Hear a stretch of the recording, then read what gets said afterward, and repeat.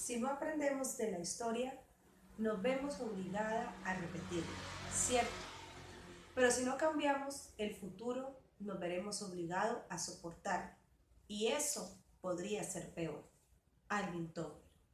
Buen día, mi nombre es Adriana Mendoza Cadena y junto con mis compañeros hemos preparado una presentación basada en los conceptos de globalización y sociedad. Tenemos como referente los autores Zygmunt Bauman y Alvin Toffler. Este último autor, en su obra La Tercera Ola, nos define el proceso evolutivo de la humanidad a través de tres olas. La primera la identifica con la agricultura, la segunda con el proceso de la revolución industrial y la tercera ola con el proceso de globalización que vivimos en la actualidad. Cada una de estas olas implica un cambio en la mentalidad de las personas, que a su vez se refleja en cambios en la estructura de la sociedad. Mi nombre es Edison Alfonso Quintero. Mi compañera Adriana ha hecho referencia sobre las tres olas que Toffler ha presentado como evolución del hombre como ser social. Les voy a hablar sobre la primera ola. Ola de la revolución agraria. Inicio diciendo que durante 10.000 años la economía ha sido agraria, dado de que el hombre cultivaba sus primeros alimentos. A partir de esta economía se marcaron dos hechos irrefutables. La economía tiene dos ciclos, un inicio y un final. Y cada ciclo es marcadamente más corto que el anterior. Recordemos que esta primera sociedad o esta primera comunidad se dedicaban a la pesca, a la caza, ya que eran nómadas. Pero poco a poco fueron sedentarias. Se volvieron sedentarias, entonces aparecen las primeras aldeas. Aparecen también las primeras defensas, ya como vivían en aldeas. Aparece la esclavitud como fuerza de trabajo y la artesanía como medio de producción. Todo ello lo hacían de una forma para abastecerse cada comunidad o cada sociedad. Podemos decir entonces que la fuente de energía era el hombre, el animal, más adelante la hidráulica, y no podemos olvidar de que existía el viento, los aires y los mares que eran también utilizados. Por consiguiente, podemos indicar que la imagen de la realidad se hacía a partir de las personas y de la naturaleza. Y la educación que se impartía debía ser autoritaria. Entonces, esta primera ola, ¿qué lleva? ¿O qué trae a la sociedad? Trae primero una estructura de comercio y las primeras aldeas. El hombre comienza a abandonar la condición de nómada para ser un estilo de vida sedentario. Se desarrolla la agricultura, se desarrolla la ganadería y los tejidos primitivos. Comienza el crecimiento demográfico. Consecuencia de esto, la necesidad de crear nuevas estructuras para organizar la creciente sociedad.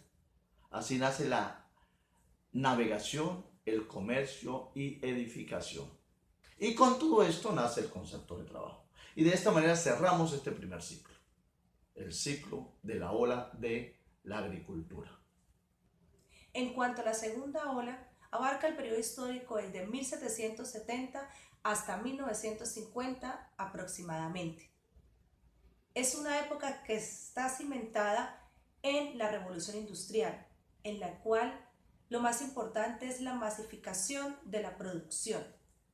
Es decir, todo empieza a hacerse a través de la producción en serie. Aparecen los bancos, las transacciones monetarias y las relaciones entre las personas empiezan a ser basadas entre el productor y el consumidor, lo cual a su vez genera una división social del trabajo. La comunicación también se masifica y está fuertemente ligada a los medios de comunicación, los cuales a su vez no generan una visión unificada, por decirlo nuevamente, masificada de lo que es la realidad. La sociedad se vuelve centralizada y este concepto también influye en la familia. La familia es neutral y basada en la misma organización, papá, mamá e hijos. Nuevamente, la economía cobra importancia a través de las fuentes de energía, como el carbón, la máquina de vapor, la electricidad y el petróleo. Es decir, esta época está fundamentada totalmente en todo lo que la producción en serie e industrial generó en las relaciones interpersonales. En últimas, podemos caracterizar a este proceso a través de los siguientes términos: uniformación, especialización, sincronización, concentración, masificación, burocratización. Hubo una revolución en los medios de comunicación, del transporte y de la medicina por estas nuevas fuentes de energía, pero en últimas lo que se pretendía era la uniformidad de la sociedad. El mundo ha pasado de la era agrícola a la era industrial y luego a la era de los servicios, y que ahora estamos pasando de la era de la información a la sociedad del conocimiento. A partir de 1950 se rompan paradigmas de la segunda ola, desarticulando sus estructuras. ¿Y cuáles eran las estructuras? Descentralización, desmasificación y personalización. Por ello, la producción se realiza en serie. Los productos son personalizados. Ampliación de la fuerza ya mental. Creación de programas de computación. La familia cede su lugar a infinidad de tipos de familia. Nace la cultura sin hijos. Trabajo infantil no es castigado, sino estimulado. Los males de la globalización pues son transitorios y abrirá una puerta al futuro si se utiliza adecuadamente la tecnología. Ya la imagen de la realidad es a partir de los medios de comunicación desmasificados, donde la educación debe ser un sistema cibernético. Por lo tanto, esta nueva ola, la ola del conocimiento, es una ola que está todavía en desarrollo. Es una ola que está relacionando a todas las comunidades y a todos los países a través de la globalización, a través de los flujos de información, a través de la expansión de fronteras.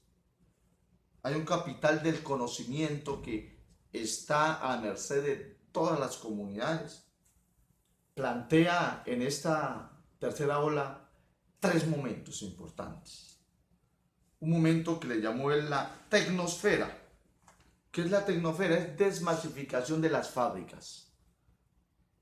También habló de una infosfera. También es desmasificar los medios de comunicación. Y la última, la sociosfera, que es el hogar electrónico, un entorno inteligente, las familias múltiples, donde hay una diversidad de patrones. Veremos que Toffler siempre manifiesta en la tercera ola la desmasificación y la personalización, que es el lema central de esta tercera ola, ola que nosotros estamos poco a poco avanzando.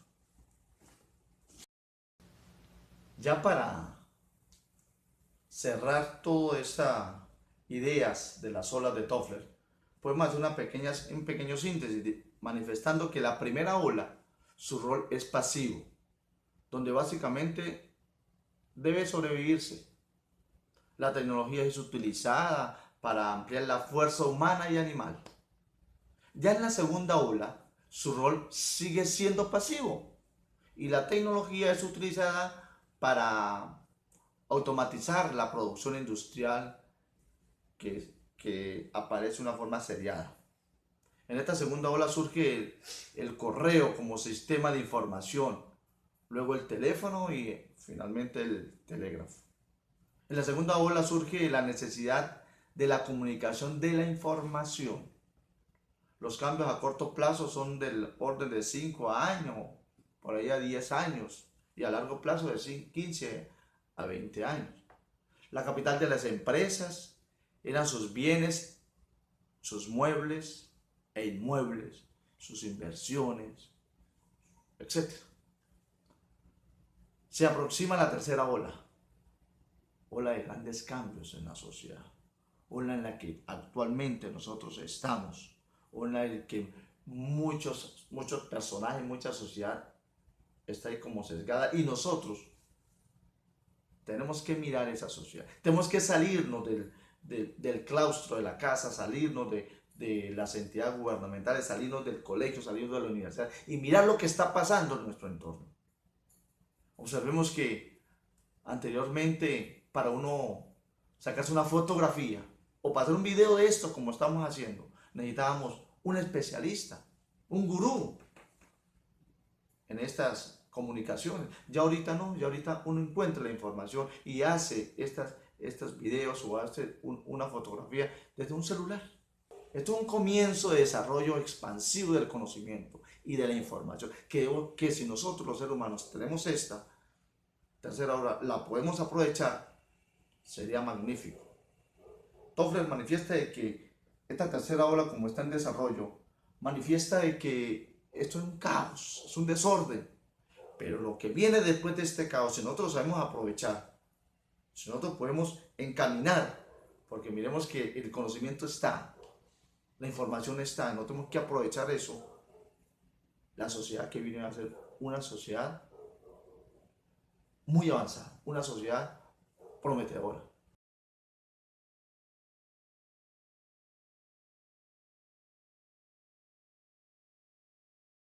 Que se refiere al libro de la ceguera moral, la pérdida de sensibilidad en la modernidad líquida. Es un libro construido por dos autores, es como un diálogo teórico que construye Zygmunt Bauman y Leonidas Donskis. Ellos hablan, digamos, en 5 pilares, resumen ese libro en 5 elementos importantes, pero para ello vamos a definir primero qué es la moral y qué es la ética. La moral viene del latín mores, el cual es definido como costumbre, ¿sí? Es decir, que esa moral viene construida a partir de nuestros antepasados, de nuestros mayores, y van forjándolo a través, pues, del desarrollo humano. Tiene un elemento relacionado, y es que allí se siente vergüenza, ¿sí? Cuando no se comete un acto moral se siente vergüenza, pero por no ser aceptado por la sociedad, que también mantiene las mismas costumbres. En cambio, en lo que refiere a la ética viene del griego ethos, ¿sí? El cual abstrae el carácter, ¿sí? Es decir, que una persona, cuando es ética, debe tener el carácter para hacer decisiones difíciles.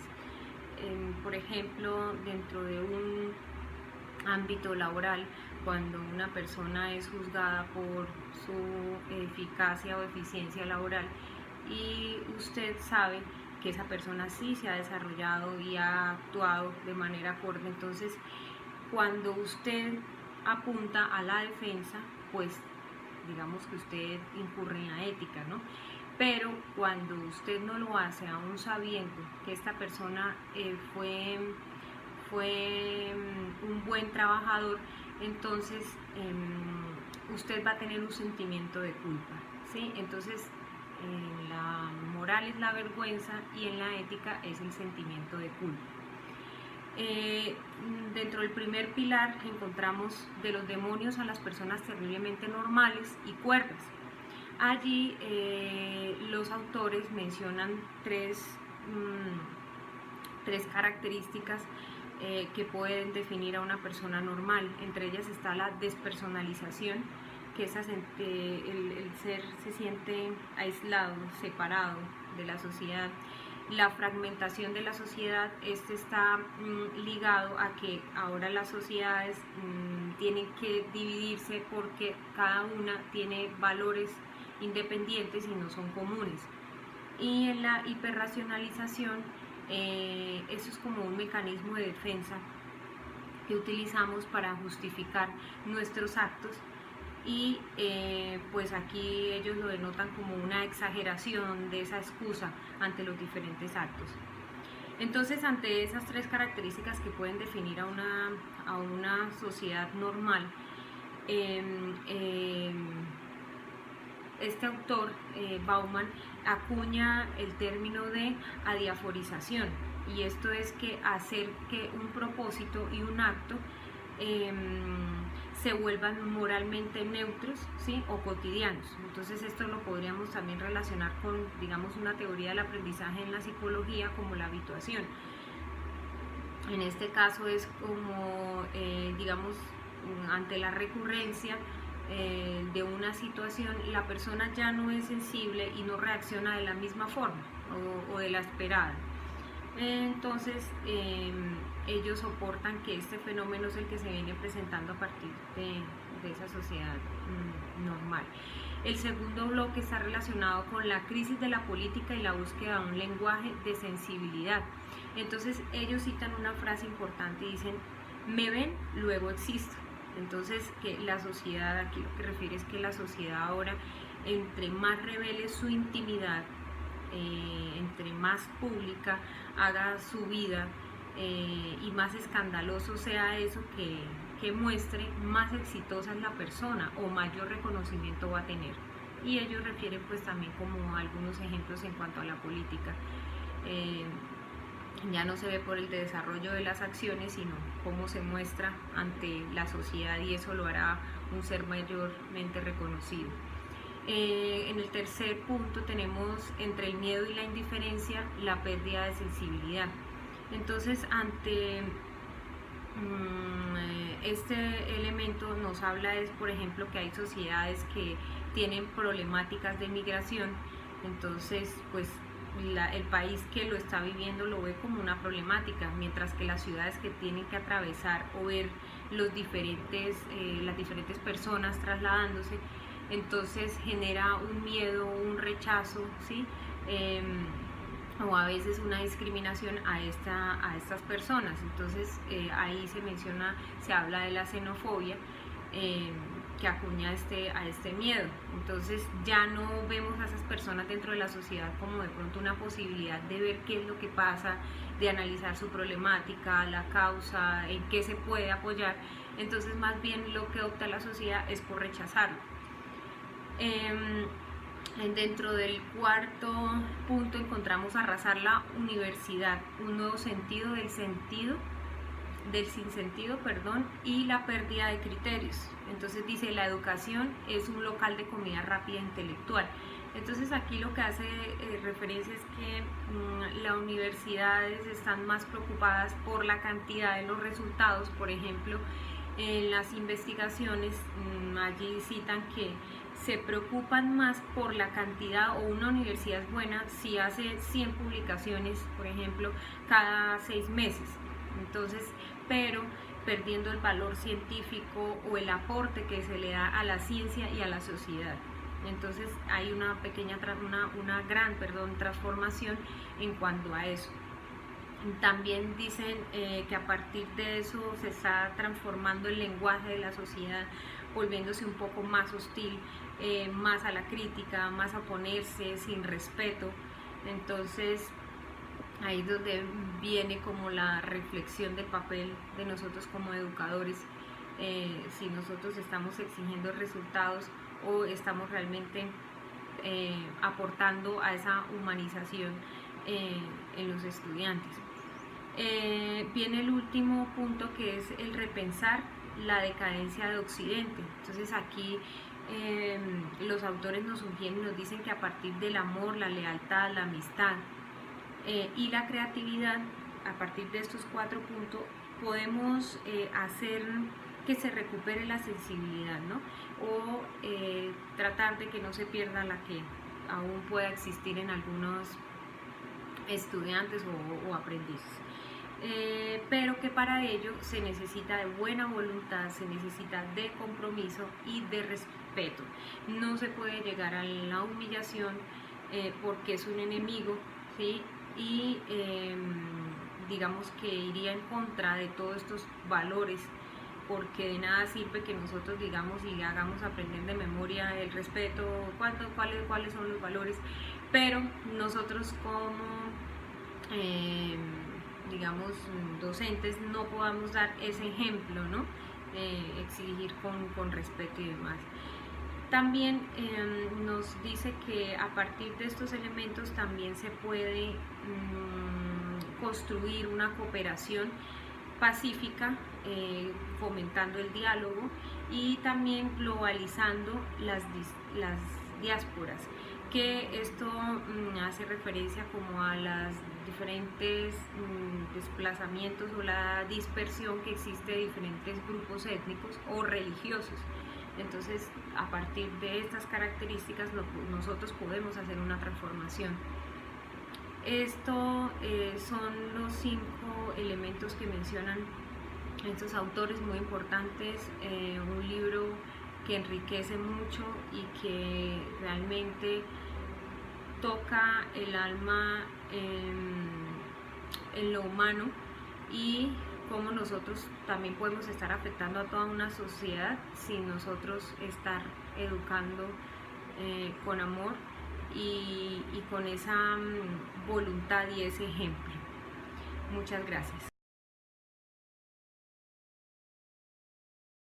Sociedad líquida es un concepto desarrollado por Zygmunt Bauman a partir de un texto que lleva su mismo nombre. En este título de Sociedad líquida, el autor intenta hacer una metáfora con relación a lo que era la sociedad en el pasado y la sociedad actual.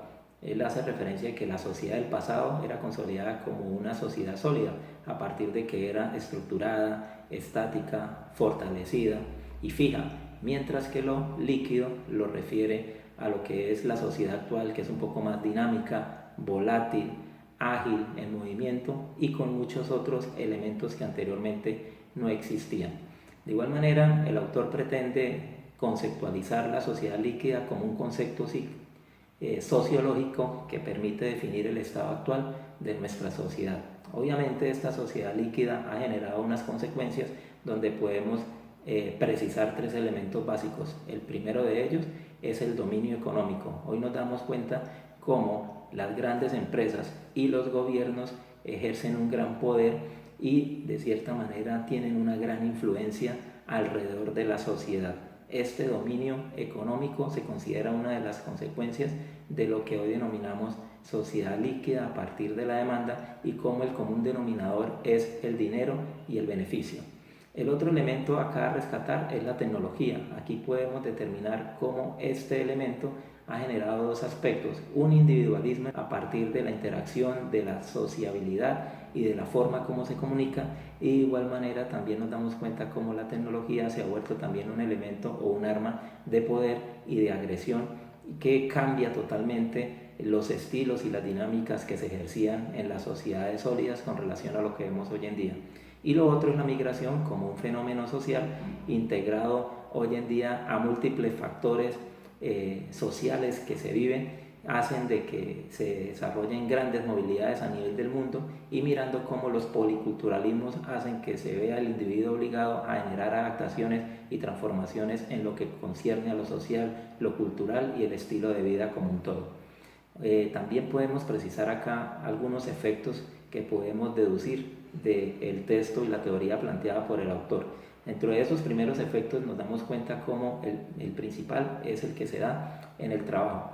En tiempos pasados o en la sociedad sólida veíamos personas que llegaban a la jubilación, los empleos eran un poco más fijos, un poco más estables, existía la tradición en la producción donde una persona podía mantenerse durante grandes periodos de tiempo en un trabajo. Hoy al interior de la sociedad líquida no se percibe eso, hoy percibimos un dinamismo, un cambio constante, una venta al mejor postor y una serie de elementos que hacen de que la estabilidad en relación al trabajo no exista. De igual manera, lo referente al consumo. Hoy en día el consumo es dado a la moda, es dado a la influencia social, a la influencia de los medios de comunicación, a lo que nos quieren vender, y vivimos adaptados constantemente al consumo. En los periodos de la sociedad sólida nos dábamos cuenta de que el consumo era un poco más tradicional, un poco más convencional y orientado a la satisfacción de nuestras necesidades básicas. La identidad es algo que también se ha ido perdiendo. Antes existía un poco más de arraigo, hoy la identidad se pierde, hoy generamos una serie de transformaciones de nuestra identidad, no solo asociado a la parte sexual, sino también a la parte cultural, a la parte religiosa, a la parte política, y existe una gran influencia de la masa en cada uno de nosotros, desconfigurando lo que es la construcción del sujeto como un ente social. Y también otro elemento que podemos identificar acá son las relaciones. Las relaciones anteriormente eran un poco más estables, un poco más duraderas. Un ejemplo de ello está en lo relacionado a dos principios básicos que nos pueden ilustrar acá. El uno, lo que era el matrimonio, y lo otro, como lo es la familia. Hoy en día en la sociedad líquida esto es un poco más cambiante, un poco más dinámica, y no existe la consolidación de los vínculos. Ha existido actualmente dentro de esta sociedad líquida una cultura muy nómada, donde el arraigo, la identidad y la permanencia pues han dejado de existir o han dejado de permanecer en el tiempo. Dentro de las consideraciones finales vamos a precisar aquí algunos aspectos muy puntuales también desarrollados por el autor. El primero de ellos tiene que ver con la gran volatilidad que existe al interior del individuo y las innumerables adaptaciones que tiene que generar a través del tiempo, siendo esta de cierta manera una de las grandes desventajas para consolidar lo que es la interacción social y la identidad como un todo. Una mayor tendencia a la independencia y el individualismo, donde hoy en día vivimos ahí en un canibalismo productivo y laboral, donde hoy vivimos en la supervivencia del más fuerte, y donde hoy vemos un poco más de tecnología, un poco más de avances en muchos aspectos, pero un deterioro significativo de la sociedad y del individuo como una entidad humana. El trabajo inestable, pues ya lo referíamos ahorita, pero de cierta manera eso hace que se genere inseguridad, desventajas, falta de oportunidad y una calidad de vida que puede tender a ser un poco más precaria. Una reflexión y una pregunta que podemos plantear acá: ¿será que nos encontramos en el ocaso de la sociedad sólida? ¿O es el momento de despertar y generar algunas transformaciones y salir un poco de la anomia social en que nos encontramos inmersos? Existe una verdadera responsabilidad social por parte del individuo como miembro de una sociedad que es permisivo con cada uno de estos elementos que ocurren. Y finalmente una gran reflexión que nos queda es el papel que juega la educación como disciplina y qué aportes puede generar en esto de la sociedad líquida. No me corresponde a mí predeterminar si la sociedad líquida es buena o mala, o sus ventajas y desventajas, pero sí concierne desde la disciplina de la educación hacer algunas reflexiones y generar algunas precisiones o juicios de valor que puedan de cierta manera aportar teóricamente para hacer un análisis un poco más juicioso de todos estos fenómenos en los que nos encontramos inmersos.